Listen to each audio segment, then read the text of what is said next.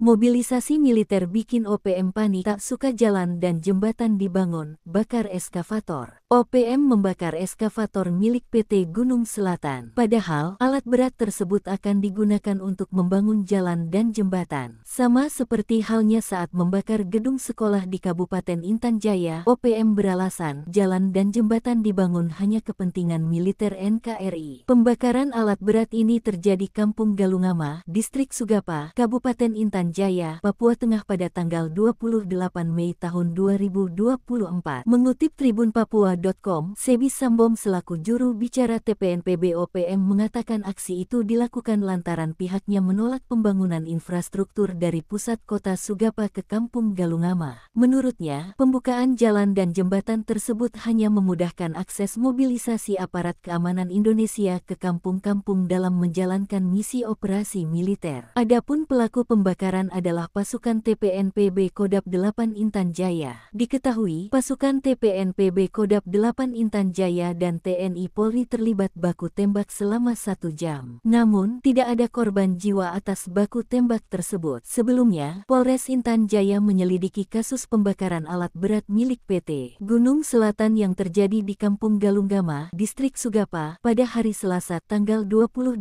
Mei tahun 2024. Peristiwa tersebut menimbulkan kerugian signifikan bagi perusahaan yang sedang melakukan proyek pembangunan jembatan di kawasan tersebut. Kapolres Intan Jaya, AKBP Afrizal Asri, mengatakan pembakaran tersebut diduga kuat dilakukan oleh organisasi Papua Merdeka. Insiden ini diketahui setelah aparat keamanan yang hendak melakukan pengecekan di lokasi sempat terlibat kontak tembak dengan kelompok tersebut. Polisi sedang mendalami kasus ini dan mengumpulkan keterangan dari para saksi untuk mendapatkan fakta-fakta tambahan guna mengidentifikasi pelaku di balik kejadian itu. Pembakaran ini juga menimbulkan kekhawatiran mengenai keamanan para pekerja dan penduduk di sekitar lokasi proyek.